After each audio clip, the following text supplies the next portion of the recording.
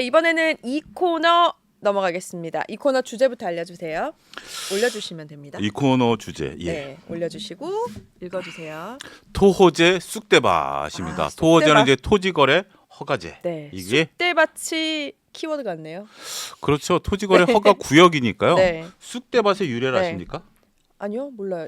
우리가 이제 집안이 쑥대밭 됐다고 그러잖아요. 네. 쑥 같은 경우 우리가 이제 그 명절 때 주요 명절 때 산소를 찾아뵀잖아요. 근데 쑥은 한 분기만 찾아가지 않아도 산소를 덮어버려요. 네. 아, 그래서 조상님의 산소를 못 다룰 정도로 네. 이 사람이 뭔가 바쁘구나. 네. 그래서 그 집안이 쑥대밭 됐다라는 그런 유래거든요. 아, 이게 토어제에 붙었네요. 예, 그래서 지금 이제 토호제도 정말 이 우리가 난리듯이 네. 나는 것처럼 이 토호제로 인해서 일부 지역이 진짜 쑥대밭이 됐다. 그 유래까지 설명드리도록 하겠습니다. 좀 시작부터 무겁네요. 소장님 예. 그러면 자 다짜고짜 타임이에요. 네. 강남 용산 이제 어떻게 가야 됩니까? 팁을 좀 주세요. 일단 지금은 기다려야죠. 할 수 있는 게 없네요. 할 수 있는 것은 왜냐하면 이제 토호제가 이제 묶이게 되면 매매할 수 있는 방법들이 몇 가지 없거든요. 네. 극소수밖에 없는 상황이고 서두르시려면 24일까지 시간이 있으니까 이틀 남았어요. 이틀이라도 네. 제가 설명드릴 수 있겠습니다만 하늘이 무너져 솟아날 구멍이 있기 때문에 네. 만약에 내가 이 지역에 꼭 입성을 해야 되겠다라고 하신다라면 그 팁도 알려드리도록 하겠습니다. 그러면 곧바로 이어갈게요. 예. 사실 집 장만은 뭐 바로바로 내가 돈 있다고 사는 것도 사실 아니고 그렇죠. 전략적이어야 되는데 24일 말씀하셨잖아요. 네. 그러면 남은 이틀 동안 사실 반 이틀이지 고스란히 이틀은 아니거든요. 그렇죠. 어떻게 해야 돼요? 그러면? 그러니까 이제 갑작스럽게 내가 여기를 들어가야 되겠다 이러신 분들이 아니라 내가 여기를 들어가려고 했는데 아니 그리고 꼭 가야 되는 분들도 사실 있거든요. 가을 되는 부분도 있었어요. 네, 근데 이제 그 전에 토지거래 토지거래 토지거래 네. 허가제에서 토지거래 허가제가 해제되지 않았습니까? 요 차이점이 뭐냐면 네. 토지거래로 묶이게 되면 내가 거기에 2년 동안 실거주를 해야 돼요. 네. 그러다 보니까 이제 갭 투자라든지 아니면 전세를 끼고 매매가 불가능한 그런 상황이었거든요. 네. 근데 이게 이제 해제가 되다 보니까 내가 이제 이런 집주인들이라든지 그 전에 이제 전세를 끼고 집을 소유하고 있었던 다주택자분들이 집을 이제 호가를 올리기 시작하는 거죠. 그렇죠. 그때는 거래가 안 됐었던 상황인데, 근데 그분들 입장에서 보면 24일이 지나고 나면 매매 자체를 할 수가 없습니다. 토지거래 허가구역으로 묶이다 보니까 네. 실거주자만 매매를 할 수 있거든요. 뭐 매매가 불가능한 건 아니에요. 네, 근데 그렇죠. 이제 그분들 네. 입장에서 보면 이틀 사이에 빨리 매도를 해야 되죠.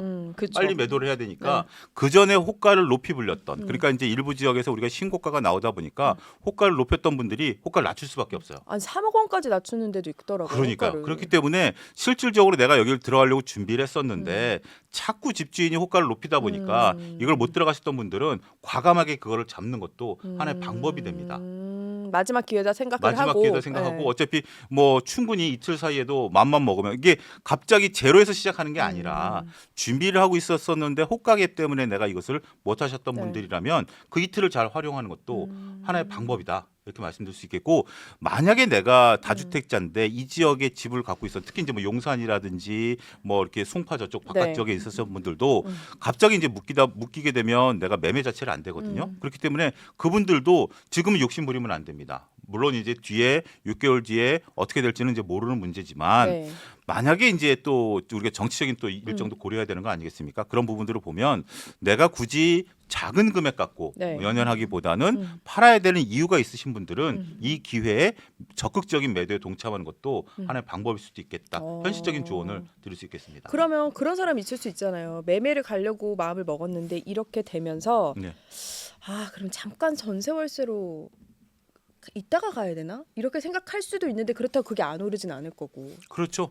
그러니까 이제 우리가 이제 그 전문가분들 얘기를 들어보면 저는 이제 부동산 쪽 전문가라기보다는 이제 부동산을 이제 리뷰하고 네. 보는 사람인데 부동산만 다뤘던 분들 얘기를 들어보면 네. 우리가 이제 2월 10일 날 이게 이제 열린 이후에, 그러니까 토지거래 네. 허가 구역이 해제된 이후에 네. 집값이 많이 올랐잖아요. 엄청 올랐죠. 엄청 올랐죠. 네. 엄청 올랐죠. 그런 상태가 과연 이게 해제 때문이냐, 아니면 그 전에 잔잔한 낙엽이 쌓여 있었던 것에 불씨를 붙인 불씨. 거냐라고 보면 대부분의 분들이 여기도 의견이 엇갈려요. 근데 잔잔한 낙엽이 쌓였던 게 불씨를 붙였다라는 의견들이 있거든요. 네. 그렇기 때문에 우리가 이제 집이라는 것은 소유의 개념이 일단은 1가구는 소유의 개념이 있기 때문에 만약에 이 지역을 내가 지금 들어가야 되는데 지금 시간상 안 된다. 진짜 안 된다. 내가 뭐 이사도 가야 되고 막 잔금 치르는 것 때문에 그게 뭐 26일 날 나온다. 그러면 무리해서 계약할 수 없잖아요. 이제 그런 분들 입장에서 본다라면 내가 잠시 전세로 들어가야 된다. 그것도 하나의 어떤 현실적인 뭐 대안이 될 수도 있는 거고 문제는 이제 6개월 뒤에 어떻게 되느냐 그 전망을 잘해야 사실 되는 그렇죠. 거죠. 그 뒤에 말씀드릴 텐데 예, 그렇죠. 그 전망에 따라서 내가 만약에 집값이 내려올 것 같다. 만약에 뭐 어떤 뭐 정권이 바뀐다라든지 네. 서로 그렇게 돼서 만약 토지 공개념이 도입이 되고 집값이 내려오게 된다. 이렇게 된다라면 뭐 충분히 기다릴 수 있겠죠. 그렇죠. 근데 뭐 그런 거가 하더라도 그러니까 이제 지금 같은 추세가 유지되는 것은 그냥 상수라고 보고 네. 만약에 토지 공개념이 도입이 된다 하더라도 그러니까 극단적인 경우에 네.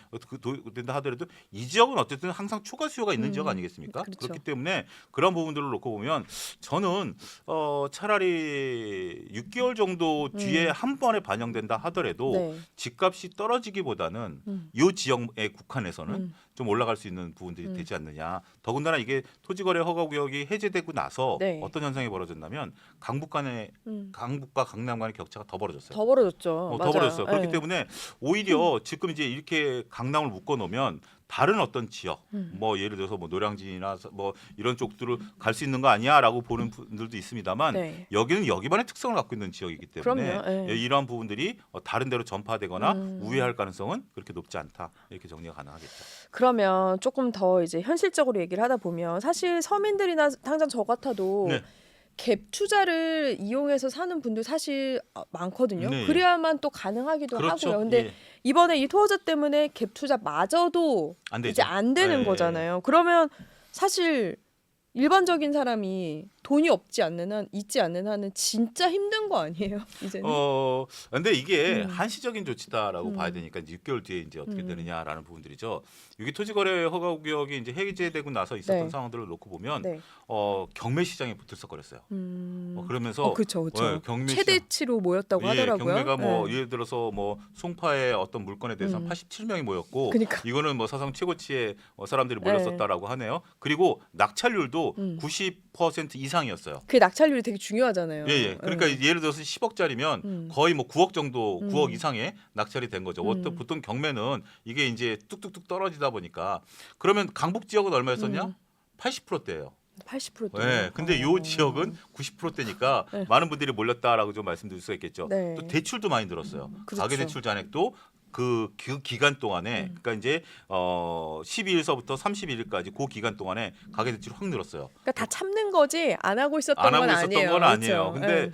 지금 이제 만약에 이런 뭐 그런 현상이고 뭐 질문하신 걸로 다시 돌아와가지고 내가 할 수 있는 방법이 뭐냐라고 네. 봤을 때는 재개발 재건축을 이제 노릴 수밖에 없는 그런 상황이 되는 거죠. 그런 부분들에 대해서는 네. 어쨌든 우리가 재개발 재건축 같은 경우 이제 시행이 되고 나면 네. 그런 부분들은 앞으로 좀 날 수 있는 부분들 아니겠습니까? 그래서 단지가 이제 30년 이상 된 단지 같은 네. 경우 내가 조금 더 삶의 자체는 불편하다 하더라도 나머지 주변 환경은 좋잖아요. 그렇죠. 그러니까 그런 것들을 오히려 노림으로써 상대적으로 내가 어떻게 하나의 팁을 이용할 수 있는 것도 방법이 될 수 있겠다. 좀 길게 보긴 해야겠네요. 집 길게 계획을. 그러니까 이제 그렇죠? 그 계획들이 되면 어차피 네. 집값이 거의 뭐 비슷한 수준으로 올라가긴 합니다만 뭐 틈새 시장이다라고 할 수 있는 부분들이 없어요. 이제 단체로 묶어버렸기 때문에 그 전에는 우리가 이제 몇몇 지역만 이걸 묶었었잖아요. 네. 근데 이제 단체로 묶어버렸기 때문에 이 지역 내에서 운신할 수 있는 폭 자체는 그렇게 크진 않아요. 그럼 여의도는 어떠냐? 여의도는 이미 묶여 있어요. 묶여 있잖아요. 여의도는 이미 묶여 있기 때문에 영등포구 내에서 여의도도 묶여 있기 때문에 준 강남으로 들어가고 있기 때문에 정말 이번 정부가 좀 세게 나왔다라고. 근데 세긴 센데 억울한 분들도 있더라고요. 현장에 그렇죠. 가보면 강남 상구라고 다 똑같지 않거든요. 그렇죠. 용산도 그렇잖아요. 네. 그러니까 원성이 자자한 것도 있더라고요. 어떻게 보면 용산은 좀 원성을 나타내기 좀 애매할 수 있어요. 왜냐하면 거기도 도시 계획으로 지어졌고 네. 신축이 많다 보니까 보통 이제 신축 같은 경우, 그러니까 이제 우리가 아파트 가격이 결정되는 것은 네. 신축 같은 경우는 주거 환경이 좋다 보니까 그렇죠. 그런 부분들이 아파트가 반영되는 거고 네. 제일 애매한 게 10년에서 20년 정도 된 거예요.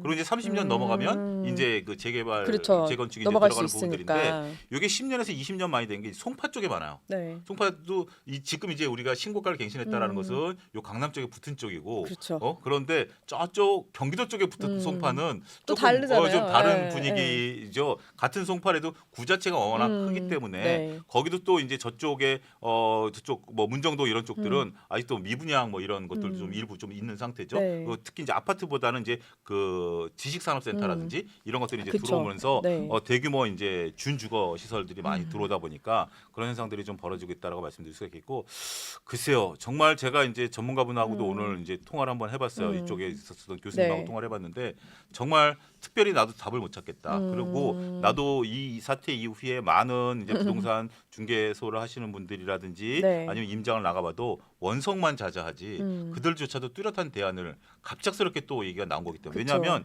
이게 결정권은 이제 지자체에 있는 거 아니겠습니까? 근데 지자체장이 말이 약간씩 이제 좀 그전에는 네. 하지 않을 것처럼 얘기를 하다가 이런 식으로 하다 보니까 어떻게 보면 갑작스럽게 정말 이런 것들이 좀 나타났다라고 말씀드릴 수 있겠죠. 그러니까 정신을 못 차릴 정도다라고 얘기를 할 수 있겠고, 네. 그 대신 이제 말씀하신 것처럼 이미 집을 호가를 높였던 분들이 꼭 팔아야 되는 분들은 호가를 급격히 낮추기 네. 시작했다. 그런 것들을 잘 활용을 하는 방법이 남은 이틀 동안 네. 최대치의 방법이 아니겠나 이렇게 말씀드리겠습니다.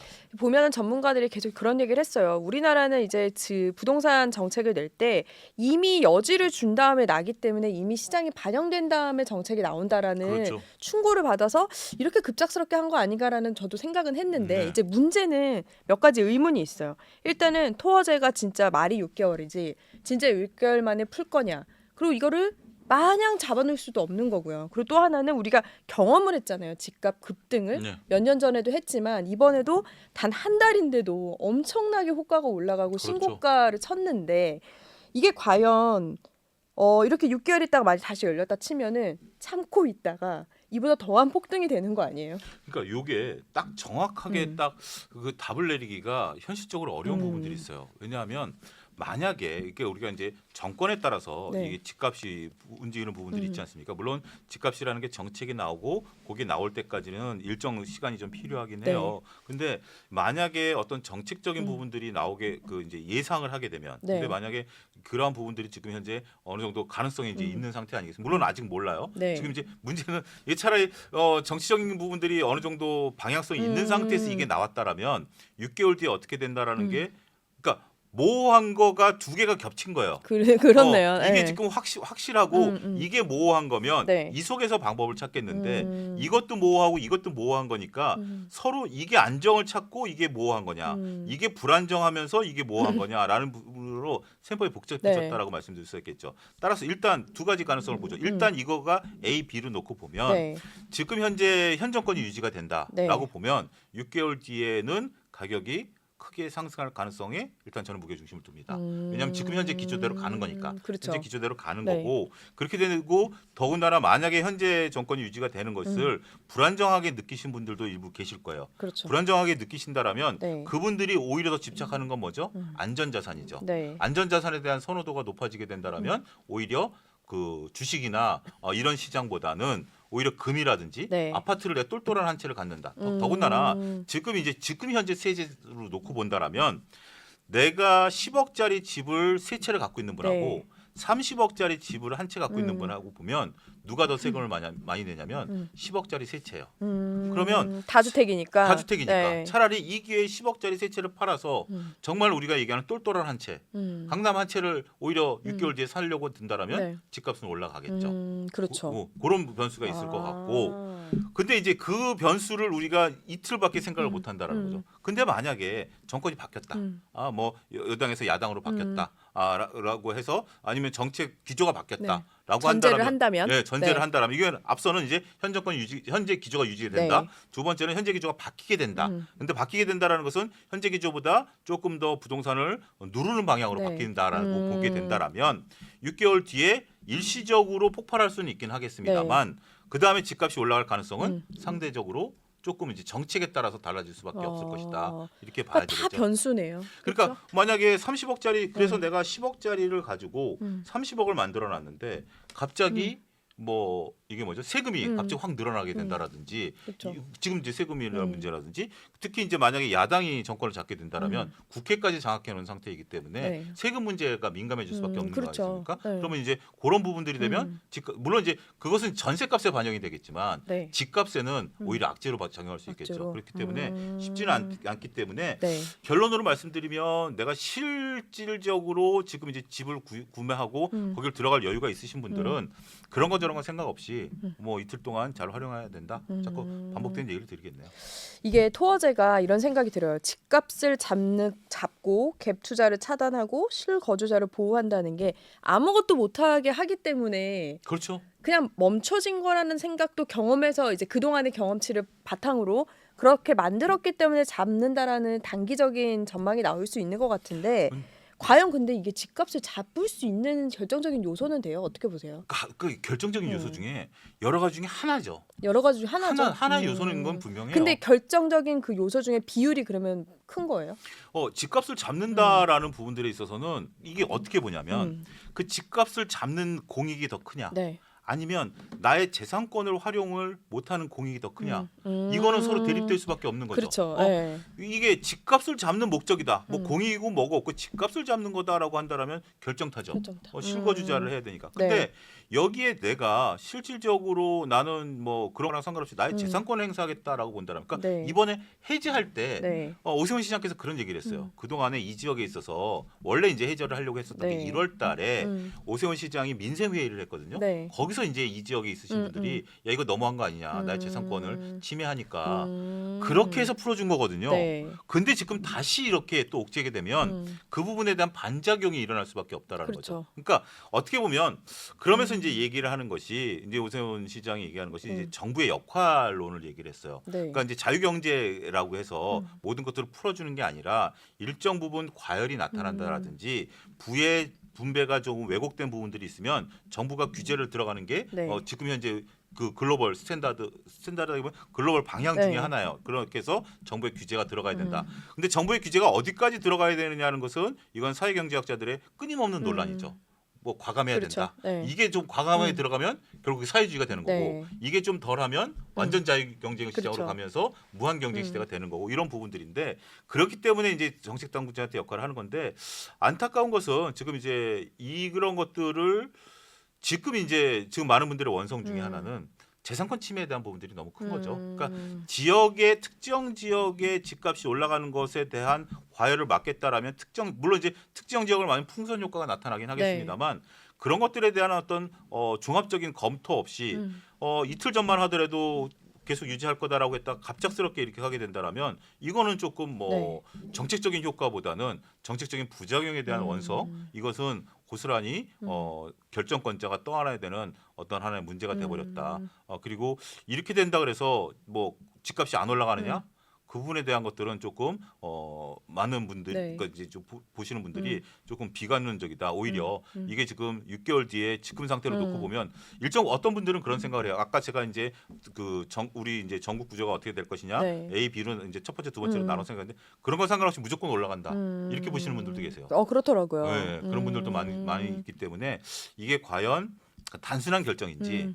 아니면 뭐 지금 현재 이렇게 전국이 회오리 치다 보니까 또 그분도 또 유력 대선 주자 중에 한 명이니까 또 그러한 결정의 어떤 일환인 것이냐라고 보는 또 삐딱한 시선도 존재하더라고요. 그렇죠. 그러니까 워낙 갑작스럽다 보니까 맞아요. 다양한 시선들이 자신들의 생각대로 그렇게 이제 이쪽 계신 분들도 생각을 좀 토로하고 있다 이렇게 정리가 되겠습니다. 적용 시간도 이제 얼마 안 남아서 짧아서 네. 더 그런 것 같은데 정부가 내놨던 어쨌든 집값 잡기 방법으로 했던 게 대출 규제 강화도 있었잖아요. 네, 그렇습니다. 근데 아까도 말씀 주셨는데 그 한 달 동안 대출도 엄청 많이 늘었다고 늘었죠. 예. 했듯이 이게 대출 규제를 한다고 기준금리를 낮추고 높인다고 이게 그렇게 영향을 끼칠까라는 생각을 이번 한 달을 보면서 느꼈거든요. 네. 이게 요소가 되나요? 대출 제한액이 3,600억이 늘었어요. 네. 20일 사이에. 그러니까 이게 사실 대출 규제 강화한다고 해도 하는 네. 사람은 한다는 거거든요. 그렇죠. 어차피 그쪽에 들어갈 수 있는 분들 입장에서 보면 우리가 이제 대출을 받을 때 소득 대비해서 그리고 총 그렇죠. 부채 대비해서 받지 않습니까? 그렇기는 하죠. 근데 여기 보통 일반 평범한 그러니까 우리나라 이제 네. 그 소득층의 중위 계층에 계신 분들이 이 지역에 그렇게 해서 들어가기는 현실적으로 어려운 거고 상위 한 10%, 20% 정도 내는 분들이기 때문에 그분들 입장에서 보면 그게 크게 문제가 되는 것은 아니죠.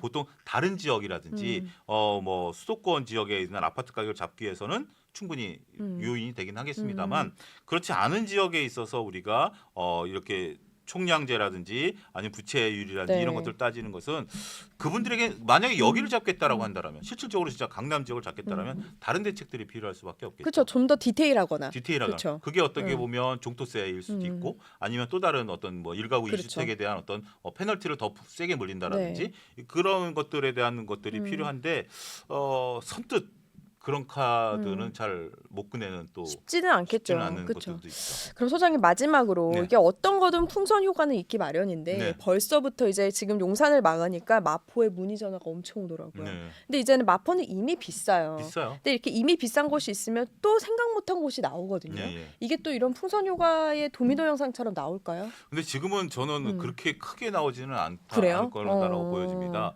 왜냐하면 이 지역이 지금 6개월로 묶여 있고 네. 6개월 뒤에는 지금 현재로서는 계속 끌고 가기는 어렵다라는 부분들이 있잖아요. 그러니까 네. 일부 지역이 묶이겠죠. 차라리 그 지역 내에서 지금처럼 뭐 송파 전체, 용산구 전체가 아니라 일정 부분들은 풀어줄 가능성이 있거든요. 그러면 그 지역 내에 있는 거와 다른 구로 넘어가는 것은 좀 다르죠. 다 안 풀 수도 있다. 네, 그러니까 다른 구로 넘어가는 건 그렇죠. 또 다르죠. 네. 만약에 용산에서 일정 동만 하고 나머지 동에 하면 마포로 넘어갔던 분들은 조금 그렇죠.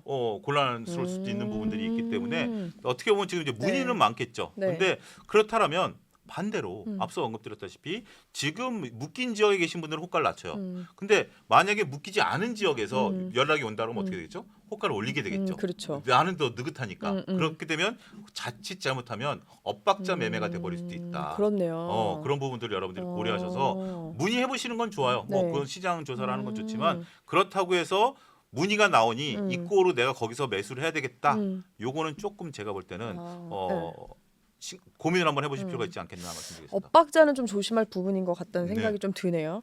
알겠습니다. 오늘 IS 경제연구소 차용주 소장 함께하셨습니다. 고맙습니다. 감사합니다.